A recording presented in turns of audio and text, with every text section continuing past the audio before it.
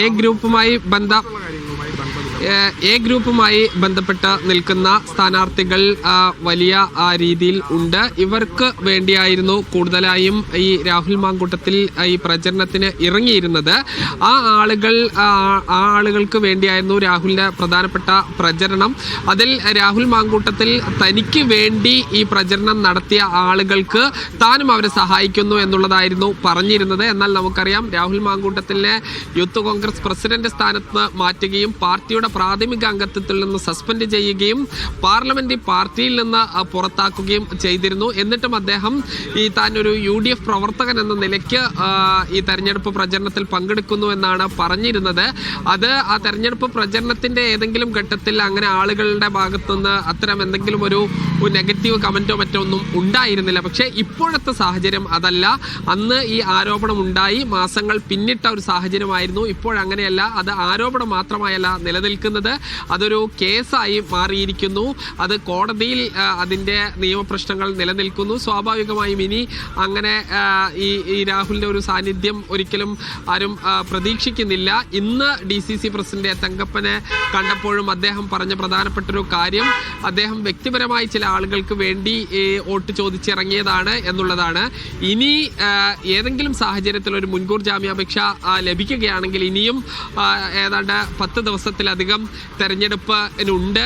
വീണ്ടും രാഹുൽ സജീവമാകുമോ എന്ന് ചോദിക്കുമ്പോൾ DCC പ്രസിഡന്റ് പറയുന്നത് അങ്ങനെ ഇനി രാഹുൽ സജീവമാവില്ല എന്നുള്ള കാര്യമാണ് പറയുന്നത്. എന്തായാലും ഇന്ന് KPCC പ്രസിഡന്റ് ഉണ്ട് പാലക്കാട് ജില്ലയിൽ. അദ്ദേഹം ഈ വിഷയത്തിൽ എന്ത് നിലപാടെടുക്കും എന്നുള്ളത് വളരെ പ്രധാനപ്പെട്ടതാണ്.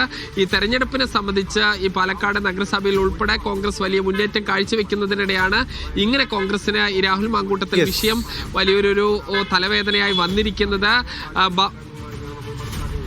സാജിദാണ് ഇത്രയും നേരം വിവരങ്ങൾ നൽകിയത്. സിജോ വി ജോണിലേക്ക് ഒരിക്കൽ കൂടി പോകുന്നു. സിജോ, ഇപ്പോൾ അറിയുന്ന ഒരു വാർത്ത ADGP H വെങ്കടേഷിന്റെ നേതൃത്വത്തിൽ അന്വേഷണ സംഘം യോഗം ചേർന്നു എന്നുള്ളതാണ്. അതായത് ഈ തെളിവുകളൊക്കെ ശേഖരിച്ച് അതെല്ലാം എങ്ങനെ ഏകോപിപ്പിക്കാമെന്നതിനെ കുറിച്ചുള്ള ചർച്ചകളായിരിക്കും ഒരുപക്ഷെ ഈ യോഗത്തിൽ പ്രത്യേകമായി ചർച്ച ചെയ്യുക എന്നാണ് മനസ്സിലാക്കുന്നത്. അതോടൊപ്പം തന്നെ ചോദിക്കേണ്ടത്, ഈ ശബ്ദ സാമ്പിൾ വളരെ പ്രധാനപ്പെട്ട തെളിവാണല്ലോ. രാഹുൽ മാങ്കൂട്ടത്തിൻ്റെതായി വന്ന ആ യുവതിയുടേതായി വന്ന ഓഡിയോ സന്ദേശങ്ങൾ അവരുടേത് തന്നെയാണോ എന്നുള്ള പരിശോധന എപ്പോഴാണ് പൂർത്തിയാക്കുക? ഇത് തുടങ്ങിയിട്ടുണ്ടോ?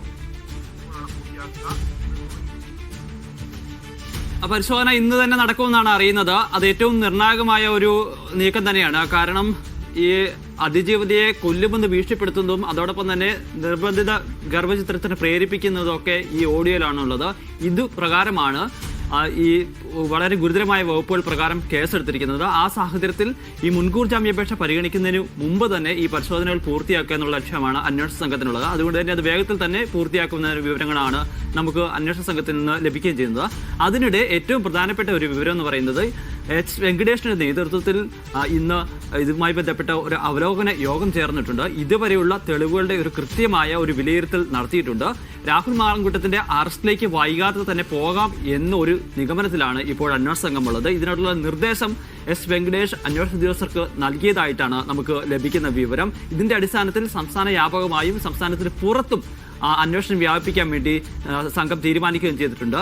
രാഹുൽ എവിടെയുണ്ട് എന്നുള്ളത് സംബന്ധിച്ച് ചില അറിയാവുന്ന ആളുകളുണ്ട്. അത് അന്വേഷണ സംഘത്തിന് കൃത്യമായ വിവരങ്ങളുണ്ട്. ആർക്കൊക്കെ ഇതുമായി ബന്ധപ്പെട്ട് വിവരങ്ങൾ അറിയാം, രാഹുൽ ആരുമായിട്ടൊക്കെ കോൺടാക്ട് ചെയ്യുന്നുണ്ടുള്ള വിവരങ്ങളുണ്ട്.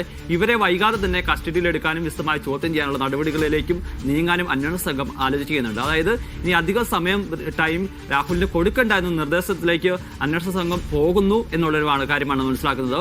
മുൻകൂർ ജാമ്യാപേക്ഷ കൊടുത്ത സാഹചര്യത്തിൽ ഒരുപക്ഷെ അറസ്റ്റ് വൈകുമോ എന്നുള്ള സാധ്യതകൾ ഉണ്ടായിരുന്നു. 1-2 ദിവസമായി അറസ്റ്റിലേക്ക് പോയിരുന്നില്ല. പക്ഷേ അങ്ങനെ വൈകേണ്ട, രാഹുലിനെ അറസ്റ്റ് ചെയ്യാനുള്ള കാര്യങ്ങളിലേക്ക് നടപടികളിലേക്ക് നീങ്ങാം എന്നുള്ളത് തന്നെയാണ് ഇപ്പോൾ S വെങ്കടേഷ്. അതോടൊപ്പം തന്നെ രാഹുൽ മാങ്കൂട്ടത്തിൽ എവിടെയാണ് എന്നുള്ള ചോദ്യം ഉയരുകയാണല്ലോ. രാഹുൽ മാങ്കൂട്ടത്തിനെ ഇപ്പോൾ തന്നെ അറസ്റ്റ് ചെയ്യണമോ വേണ്ടയോ എന്നുള്ള കാര്യം അന്വേഷണ സംഘം തീരുമാനിച്ചോ എന്നറിയില്ല. പക്ഷേ രാഹുൽ എവിടെയാണെന്ന് ട്രാക്ക് ചെയ്യാൻ അന്വേഷണ സംഘത്തിന് സാധിച്ചിട്ടുണ്ടോ? കോയമ്പത്തൂരിലൊക്കെ ഒളിവിൽ കഴിയുകയാണ് എന്നുള്ള വാർത്തകളൊക്കെ വരികയും ചെയ്യുന്നു ഒരു ഭാഗത്ത്.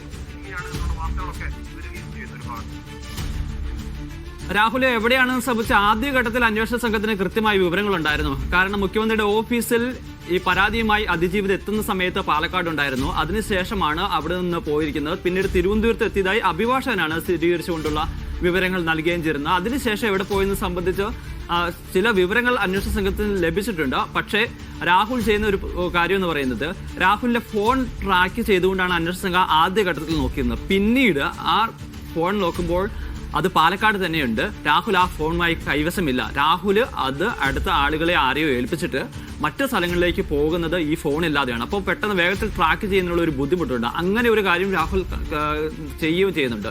പക്ഷേ സ്പെഷ്യൽ ബ്രാഞ്ചും ഇന്റലിജൻസും ഒക്കെ വളരെ കാര്യമായ രീതിയിൽ ഇതിൽ അന്വേഷണം നടത്തുന്നുണ്ട്. രാഹുലിന്റെ നീക്കങ്ങൾ നിരീക്ഷിച്ചു വരുന്നു എന്നുള്ളതാണ്. പക്ഷേ ഇപ്പോഴെവിടെയുണ്ടെന്ന് സംബന്ധിച്ച് ഒരു വ്യക്തമായ വിവരമില്ല. പക്ഷേ ഈ സ്ഥലങ്ങളിൽ ഉണ്ട്, പാലക്കാട് ഉണ്ടെന്നായിരുന്നു, ഇന്നലെ പാലക്കാട് ഉണ്ടെന്നായിരുന്നു വിവരം ലഭിച്ചിരുന്നത്. അതിനുശേഷം രാഹുൽ അവിടുന്ന് മാറുകയും ചെയ്തിട്ടുണ്ട്.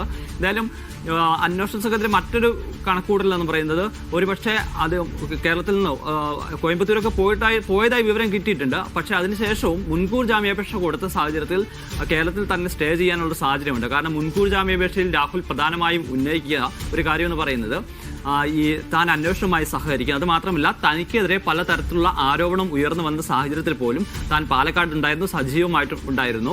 ഈ പരാതി വന്നിട്ടും താൻ ഒളിവിൽ പോയില്ല എന്നുള്ള ഒരു പ്രതീതി രാഹുലിനെ സൃഷ്ടിച്ചെടുക്കേണ്ടതുണ്ട്. ആ ഒരു സാഹചര്യത്തിൽ രാഹുൽ കേരളത്തിൽ തന്നെ തുടരാനുള്ള സാധ്യതയുണ്ട്. പക്ഷേ കേരളം വിട്ട് ഒന്ന് രണ്ടിടങ്ങളിൽ പോയതായി ഇവർക്ക് വിവരം ലഭിച്ചിട്ടുണ്ട്. അങ്ങനെയാണെന്നുണ്ടെങ്കിൽ ഇനി ഏത് സ്ഥലത്തോട് നീങ്ങുന്നു, എങ്ങനെ മൂവ് ചെയ്യുന്നു എന്നുള്ള കാര്യം അന്വേഷണ സംഘം കൃത്യമായി പരിശോധിച്ച് വരികയും ചെയ്യുന്നുണ്ട്.